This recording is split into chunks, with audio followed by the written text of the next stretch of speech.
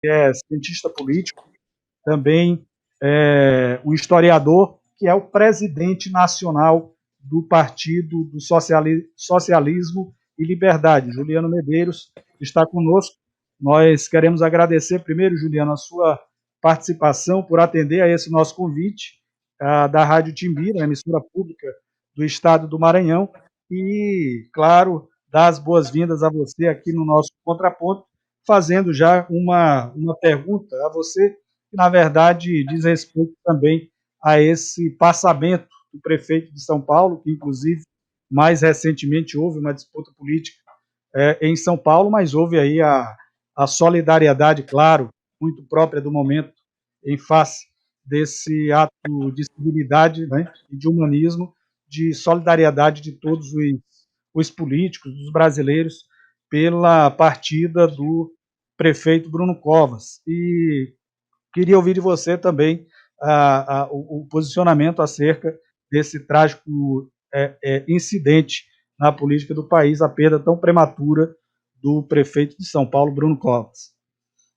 Bom, antes de mais nada, boa noite, Jorge, boa noite, Robson, todos os ouvintes e também espectadores no YouTube da Rádio Timbira, um prazer estar com vocês. Bom, obviamente, nós não podíamos nos portar de outra forma, senão expressando nosso pesar, nossa solidariedade com a família, com o Tomás, filho do prefeito licenciado Bruno Covas, apenas 15 anos, com também a militância, os dirigentes do PSDB, porque nessa hora as diferenças políticas devem ficar em segundo plano, né? Quem tem um mínimo de decência e de solidariedade nesse momento não deve ressaltar diferenças políticas, mas se solidarizar. O prefeito Bruno Covas vinha lutando muito bravamente contra essa doença e, obviamente, nós, como boa parte, se não toda, praticamente toda, as organizações políticas, os partidos de São Paulo, também manifestamos imediatamente, ontem mesmo, eu nas redes sociais, o Guilherme Boulos e outros dirigentes do PSOL, o nosso pesar e a nossa solidariedade à família do Bruno Covas, muito jovem, né, partindo e deixando aí uma história política que vinha se consolidando. Ele tinha sido deputado federal, eu conheci em Brasília quando eu era assessor da liderança do PSOL na Câmara em Brasília, nós nos conhecemos lá, então fica aí o nosso pesar dessa partida tão precoce. Ô Juliano, a eleição de 2018 produziu uma liderança nova, que foi o Boulos, Guilherme Boulos, e a eleição municipal de 2020 o consolidou ele como uma liderança de esquerda.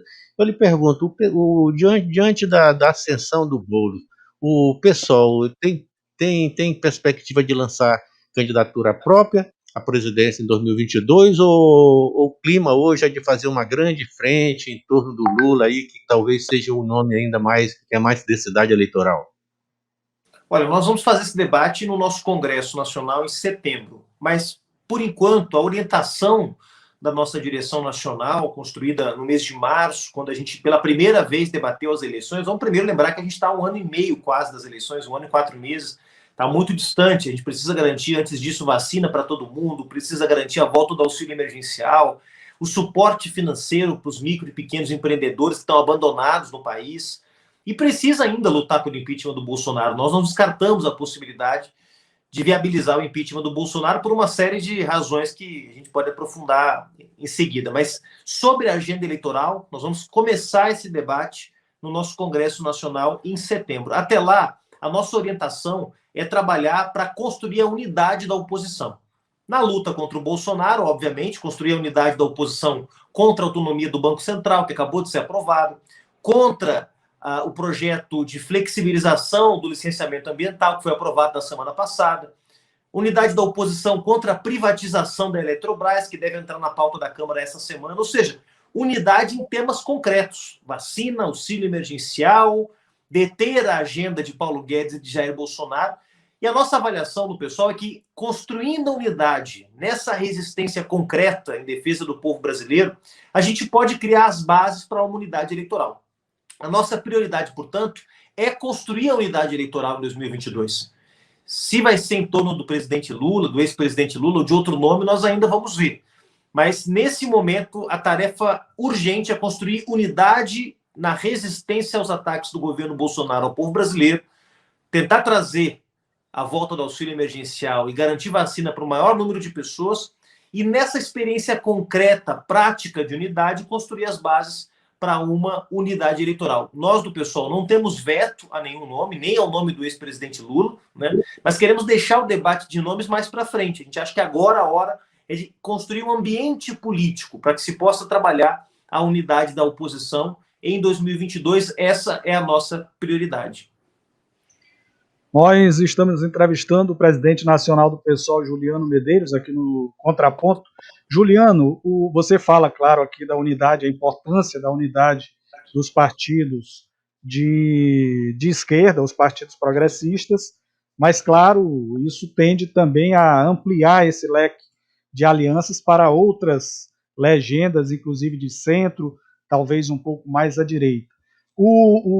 Falando de experiência prática, o próprio PSOL, agora na eleição mais recente municipal, experimentou uma espécie de ampliação dessas alianças que levou o prefeito Edmilson, lá em Belém, a conquistar a vitória, inclusive buscando alianças mais ao centro. O MDB do governador Helder Barbalho acabou também por apoiar o Edmilson. Isso aponta para uma construção mais ampla para 2022 em nível de presidência da República e também em estados onde o pessoal hoje se coloca como alternativas viáveis, como São Paulo, com o Guilherme Boulos, e o Rio de Janeiro, com o Marcelo Freixo? Olha, essa pergunta eu acho ela muito conveniente, inclusive porque, falando de experiência concreta, de experiência prática, já que a gente considera que a prática política é o que pode galvanizar a unidade da oposição, vamos ver qual tem sido a postura dos partidos do chamado centro, da centro-direita, na Câmara dos Deputados. Como se portou o PSDB, o DEM, o PSD, por exemplo, na hora de retomar as regras fiscais que foram flexibilizadas no ano passado para cortar o auxílio emergencial de 330 bilhões de reais para 44. Esses partidos se alinharam ao governo Bolsonaro. Como se portaram esses partidos, por exemplo, recentemente com o tema do licenciamento ambiental, se posicionaram ao lado da bancada ruralista para enfraquecer a legislação de proteção ao meio ambiente no Brasil. Como se portaram esses partidos nos sucessivos projetos de privatização apresentados pelo governo Bolsonaro, sempre contra os interesses do povo brasileiro. Então, do nosso ponto de vista do PSOL, a experiência concreta, prática, tem demonstrado que o Brasil precisa de uma coalizão e de um programa de esquerda para enfrentar a crise que vive. Vocês imaginem se o DEM, se o PSDB ou se o MDB vão ser aliados, vão ser parceiros para, por exemplo, promover uma profunda reforma tributária que possa colocar o Estado brasileiro a serviço do combate às desigualdades, corrigindo a brutal desigualdade que hoje se expressa também na matriz fiscal e tributária brasileira. Não há nenhuma chance disso acontecer. Então, uma coisa são alianças pontuais, táticas. Por exemplo, o Edmilson em Belém, o exemplo que foi citado aqui, recebeu no segundo turno muitos apoios dos partidos de centro-direita para viabilizar a sua eleição. Mas não há nenhum partido de direita ou de centro-direita no governo do PSOL em Belém. Então, isso manifesta não uma indisposição do prefeito Edmilson Rodrigues do PSOL de dialogar com a Câmara de Vereadores, de dialogar com o governador, que é do MDB, de dialogar até com o presidente da República, se for necessário. Mas mostra que o nosso projeto tem lado. E não tem mais como ter um projeto no Brasil, em nível nacional, que combata as desigualdades sem mexer no bolso dos poderosos, sem mexer no bolso dos banqueiros, de parte do agronegócio, pelo menos, dos setores que estão hoje apostando as suas fichas na especulação financeira. Então, é muito importante ter consciência de que alianças táticas podem eventualmente ser bem-vindas, inclusive eleitoralmente, mas em nenhuma medida devem comprometer o conteúdo do programa. Por isso, eu não acho que é hora, por exemplo, de lideranças de esquerda irem procurar lideranças do centro, da direita, gente que apoiou o golpe de 2016 contra a Dilma. A hora é de pensar um projeto para o Brasil, um projeto que tenha um fundo econômico, portanto, como é que tira o país da crise para gerar renda, emprego de forma sustentável, para reanimar cadeias produtivas que estão absolutamente em crise com as opções macroeconômicas que foram tomadas nos últimos anos. um projeto que combata as desigualdades, que coloca o Estado a serviço do combate às desigualdades e que, portanto, altere a própria estrutura do Estado, que hoje serve para proteger quem ganha mais. Para enfrentar esses atrasos históricos, estruturais do Brasil, não tem jeito. Vai ter que firmar compromissos com uma agenda essencialmente de esquerda. O presidente da República, que falando em nome da esquerda, firmar compromissos com o agronegócio ou com o capital financeiro, vai estar enganando o povo brasileiro. É isso que a gente pensa. Esse entre das prioridades do PSOL, o senhor fala que construir a unidade para buscar o impeachment do presidente Bolsonaro. Eu lhe pergunto, na visão do pessoal, há ambiente para isso hoje no país? Ainda não, mas a crise entre Bolsonaro e o Centrão se aprofunda a cada dia. Vocês acompanharam certamente, recentemente, uma crise com um potencial explosivo, envolvendo o orçamento de 2021. O Brasil estava sem orçamento, foi aprovado um acordo para viabilizar um orçamento. E ali foi faca no pescoço do governo Bolsonaro. O Centrão, vocês sabem, já não é mais o Centrão dos anos 90. O Centrão se sofisticou, se especializou em parasitar o Estado brasileiro e quer ter controle direto sobre a execução do orçamento. Para fazer isso, fez uma aliança com o bolsonarismo, com a extrema-direita, ou seja, a direita tradicional, uma parte dela, se aliando com a extrema-direita para ter acesso ao fundo público. Esse é o projeto do Centrão. Mas esse é um projeto instável, porque mesmo os deputados do Centrão precisam ser submetidos ao crivo das urnas. Muitos deles são candidatos à reeleição em 2022, ou são candidatos ao Senado, ou a governador, e, portanto, precisam dar respostas à sua base eleitoral. Eu avalio que, na medida em que a popularidade do governo Bolsonaro vai despencando dia a dia, claro, nós podemos ter uma diferença entre um instituto e outro, mas, no geral, o que se vê é uma perspectiva descendente do governo Bolsonaro em relação à opinião pública.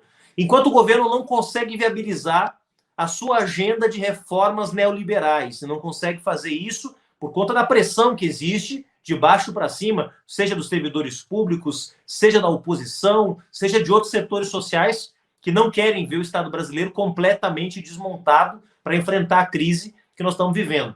Então, a dificuldade do Bolsonaro de avançar sua agenda econômica, que garante a ele apoio de setores econômicos importantes, a dificuldade do Bolsonaro de manter uma estabilidade da aliança com o Centrão, a dificuldade de Bolsonaro de manter a sua própria autoridade sobre as Forças Armadas. Basta ver o que aconteceu no último dia 30 de março, naquele fatídica segunda-feira de São Bartolomeu, quando pela primeira vez na história todos os comandantes militares se demitiram de uma única vez. Né? Então isso tudo cria um ambiente que, do nosso ponto de vista, vai deteriorando as bases de sustentação do governo Bolsonaro. Essa deterioração já chegou no ponto de se viabilizar o impeachment? Não, ainda não. Mas é possível que esse processo de deterioração das bases de apoio ao governo se aprofunde nos próximos meses. Na medida em que o Bolsonaro não consegue melhorar a situação econômica, na medida em que o Bolsonaro não consegue fazer avançar a vacinação. Olha, nós saímos hoje a notícia de que o Brasil está diante da possibilidade de um apagão de vacinas. Um país que vacinou com a segunda dose 11,9% apenas, 24,1% apenas tomou a primeira dose. Isso é 10% da população. E todo mundo sabe que sem vacina não tem como normalizar a situação. Então, um apagão das vacinas, uma situação econômica cada vez mais difícil para o povo, pode criar um aprofundamento da crise que leve como saída extrema, quase, que as elites abandonem Bolsonaro. Porque as elites têm maioria no parlamento, nós não temos dúvida disso. Não é os 130 deputados de oposição que vão viabilizar o impeachment do Bolsonaro. Só tem impeachment do Bolsonaro se houver um deslocamento dos partidos de centro-direita para a oposição. E isso só vai acontecer se o preço a ser pago para apoiar Bolsonaro for maior do que o preço a ser pago para derrubá-lo. E isso pode acontecer se a crise que hoje assola o governo se aprofundar nas próximas semanas e nos próximos meses. A política, vamos dizer assim, armamentista, uma política pouco afeita ou de confronto mesmo aos direitos humanos implementada pelo governo federal, ela é sempre uma pauta muito presente nas lutas do PSOL, sobretudo, inclusive com perseguições políticas sendo alvo de perseguições políticas, como agora mais recentemente o Guilherme Boulos e a própria Sônia Guajajara, que foi candidata a vice-presidente, que é aqui do Maranhão, uma líder indígena muito importante, e o próprio caso da Marielle, como é que o pessoal tem trabalhado em relação a isso? Nós tivemos também casos como o do Jean Willis, que precisou sair do país depois daquele processo do golpe de 2016. Como é que o pessoal tem trabalhado em relação a isso para fazer esse enfrentamento nesse momento em que, infelizmente, parece que a milicianização da política ganha um relevo nesse governo, no atual governo federal? Todos esses exemplos que você mencionou envolvendo o PSOL, e há outros, nós tivemos prefeito assassinado, nós tivemos já candidato a prefeito assassinado, melhor dizendo, na cidade de Janduís, no Rio Grande do Norte, tivemos o presidente do PSOL em Chapuri, cidade do Chico Mendes, também assassinado.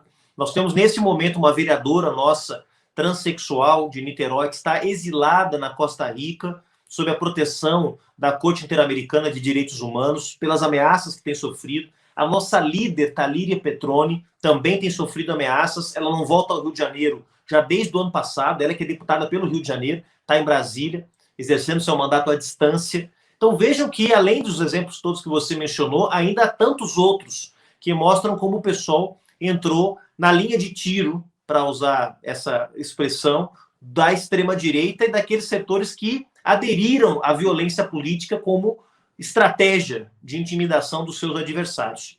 Primeira coisa, há uma degradação clara na democracia brasileira.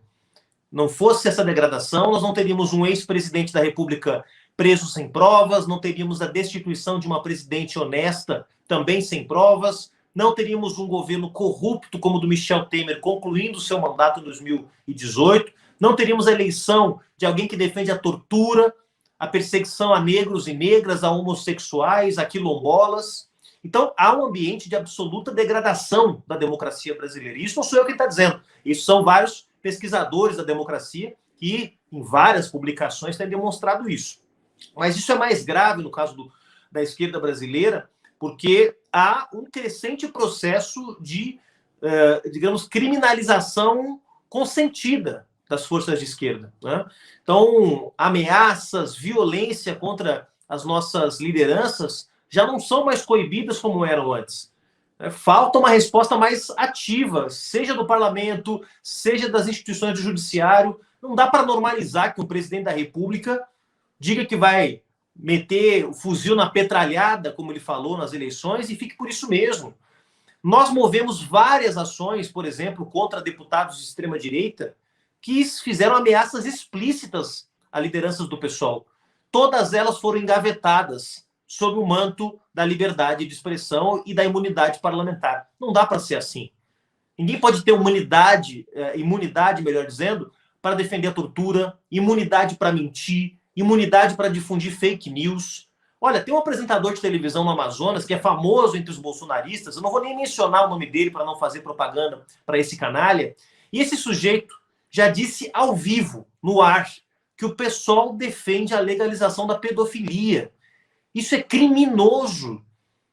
E ninguém faz nada. Então, há um processo de avanço das posições de extrema-direita na sociedade, nas instituições, sem que haja uma resposta à altura. Isso nos preocupa. Não dá mais para pensar que o problema dos direitos humanos é só, como se pensava nos anos 90, problema de preservar os direitos das minorias, das pessoas que estão em situação de privação da liberdade, indígenas, LGBTs. Direitos humanos se tornou um problema de todos nós. Porque na medida em que um partido político não pode exercer livremente o seu direito a expressar suas ideias, as suas posições, quando esse direito é vítima de ameaças e intimidações constantemente, há um problema grave na democracia. É claro, o pessoal é mais atingido porque contra o pessoal se mobiliza uma série de preconceitos, né? Como nós temos muitas deputadas mulheres, se mobiliza o machismo contra essas mulheres. Como nós temos muitos deputados e deputadas, vereadores e vereadoras LGBTs, se mobiliza toda a homofobia contra essas lideranças. Como nós temos o Guilherme Boulos, que é um lutador oriundo dos movimentos sociais, se mobiliza todo o preconceito contra os movimentos sociais e a pobreza que existe no Brasil. Então, o bolsonarismo, ele mobiliza sentimentos, preconceitos contra os seus adversários. E o PSOL se tornou um alvo principal, ou um dos alvos principais, levando em conta que se tornou também um partido que trabalha fortemente para ter entre os seus quadros, inclusive entre os seus eleitos e as suas eleitas, muitas lideranças oriundas dessas lutas. Então, ao mesmo tempo que nós estamos orgulhosos, hoje é Dia Internacional de Luta contra a LGBTfobia, e quantos deputados assumidamente gays, lésbicas, transexuais o pessoal tem. Isso nos enche de orgulho. Mas, por outro lado, a gente sabe também que se torna alvo dos preconceitos que a extrema-direita difunde e que leva, por exemplo, como foi dito aqui, a um deputado brilhante como João Íris a ter que ir embora do país, a renunciar ao seu mandato. É muito grave o que está acontecendo e agradeço muito o espaço da Rádio Timbira, do programa Contraponto, a oportunidade da gente falar sobre isso, que nem sempre os veículos de comunicação, de informação, se preocupam com essa situação tão grave. Então, acho que foi uma pergunta muito oportuna que também nos permitiu falar um pouquinho dessa situação tão grave. Juliano, é fato que nós temos um presidente que, vez por outra, flerta com a ditadura, ameaça fechar o país, diz claramente que não vai aceitar a derrota, que se não tiver voto em papel, que só perde se for na fraude. Eu lhe pergunto, não se a democracia corre risco com esse cidadão aí na presidência da República? Se dependesse só dele, minha resposta seria sim. Eu não tenho a menor dúvida de que o Bolsonaro tem inclinações autoritárias evidentes, flagrantes. Então, se dependesse apenas da sua vontade, nós já estaríamos vivendo num regime de exceção. Um regime mais frágil do que a gente já viu, porque se nós considerarmos, por exemplo, o que aconteceu na favela do Jacarezinho, no Rio de Janeiro, na semana passada, nós já poderíamos considerar que vivemos no regime de exceção. Quando o Estado entra numa comunidade e fuzila quase 30 pessoas a sangue frio, com 6 mandatos, vejam bem, 6 mandatos de busca e apreensão. Acabou com 30 vítimas fatais, incluindo um policial. Então, quando isso acontece, há alguma coisa muito errada. Então, eu já poderia dizer, considerando os fatos recentes, que nós estamos vivendo um regime de exceção. Mas se eu fosse generoso com o nosso sistema político e com a nossa democracia, fragilíssima democracia que nós vivemos no Brasil, eu diria que nós só não estamos vivendo formalmente num regime de exceção, porque há quem resista ao trabalho da imprensa, que permanentemente está vigilante com as tentativas do Bolsonaro de censurar veículos de comunicação, censurar jornalistas, censurar reportagens. Ele só não avançou porque há uma resistência também de certas instituições, e aí preciso reconhecer o papel, por exemplo, que parte do Judiciário cumpre hoje, parte do STF cumpre hoje, colocando limites às tentativas do Bolsonaro de constranger a nossa democracia. Só não avançou porque há resistência no mundo da cultura, entre os artistas, entre os intelectuais. Ou seja, tem muita gente no Brasil resistindo. Não fosse isso, eu não tenho dúvida que o Bolsonaro já teria levado à frente o seu projeto autoritário. E também, claro, as Forças Armadas. As Forças Armadas são bastante conservadoras no Brasil. Elas, lamentavelmente, dão sustentação a um governo de extrema-direita, mas não me parecem dispostas, e a demissão dos chefes militares da Marinha, do Exército, da Aeronáutica, comprovam essa minha hipótese, não parecem dispostas a embarcar em nenhum tipo de aventura autoritária, embora, infelizmente, como eu já disse, tenha dado sustentação a um governo de extrema-direita. Nosso entrevistado é o presidente nacional do PSOL, Juliano Medeiros. Juliano, estamos no finalzinho aqui da nossa entrevista. Só mais uma pergunta para você acerca da sua expectativa em relação aos resultados que poderemos ter com a investigação feita pela CPI do genocídio, a CPI da Covid-19 no Senado, pelo Senado Federal. Olha, eu tenho uma grande expectativa com a CPI. Primeiro porque as CPIs, historicamente, no Brasil, elas têm sido a antessala de crises políticas mais profundas. Né? Basta ver, recentemente, a própria CPI da Petrobras e outras que nós vivemos antes. Então, não tenho dúvida de que ela pode ser a antessala de uma crise política mais profunda. Claro, há uma tensão. Há setores do Centrão que querem fazer da CPI um instrumento de pressão do Bolsonaro para ter mais concessões, mais ministérios, mais cargos, mais poder, mais acesso ao orçamento. Mas não é tão simples. Como diria um famoso deputado, CPI você sabe como começa, mas não sabe como termina. E só na última semana, principalmente, a quantidade de revelações que veio à tona foi estarrecedor. Por exemplo, o ex-ministro Mandetta revelou que o governo Bolsonaro vetou uma campanha de conscientização, como tem campanha de conscientização para usar preservativo e evitar o contágio do HIV, campanha de prevenção contra a gripe, campanha de prevenção contra a dengue. O governo vetou, barrou uma campanha de conscientização contra o Covid, para que as pessoas usassem máscara, álcool gel e etc. No dia seguinte, nós ficamos sabendo que há uma espécie de comitê fantasma que decide quem compra e quem não compra vacina, como conduz o combate à crise do coronavírus. Ou seja, não é o ministro da Saúde que faz isso. No dia seguinte, descobrimos que houve 11 ofertas de vacinas feitas ao governo Bolsonaro, 11 ofertas recusadas, que poderiam ter imunizado milhares, talvez milhões de brasileiros e brasileiras. Então, a CPI, a cada semana, ela vai demonstrando que há muita coisa a ser investigada. Os trabalhos estão só começando. A CPI pode durar 3 meses, é bastante tempo. Amanhã nós temos o Ernesto Araújo, ex-ministro das Relações Exteriores, sujeito que fez de tudo para arrumar confusão com os chineses, e agora nós estamos aqui sofrendo com a dificuldade de ter acesso aos insumos necessários para a produção de vacina, seja na Biomanguinhos, da Fundação Oswaldo Cruz, seja a Coronavac, aqui no Butantan, em São Paulo. Depois vamos ter o Pazuello, o ex-ministro da Saúde, Eduardo Pazuello, responsável pela tragédia, pela matança que aconteceu em Manaus. Tá? Então eu não tenho dúvida de que a CPI vai ser um instrumento muito importante para revelar mais fatos e ir engrossando esse caldo de indignação que hoje vai se formando no povo brasileiro contra o governo Bolsonaro e, portanto, quem sabe viabilizar ainda esse ano o impeachment deste genocida. Juliano Medeiros, presidente nacional do PSOL, nosso agradecimento por ter aceitado o convite, a disponibilidade em participar aqui conosco do programa Contraponto da Rádio Timbira. Deixamos aqui o espaço aberto para que outras oportunidades possamos voltar a entrevistá-lo e nossa gratidão, nossa boa noite a você. Obrigado, muito boa noite a vocês, a toda a equipe da Rádio e da TV Timbira também. Espero ser convidado, sim, é sempre um prazer falar com o pessoal do Maranhão aí, estou à disposição sempre. Um abraço.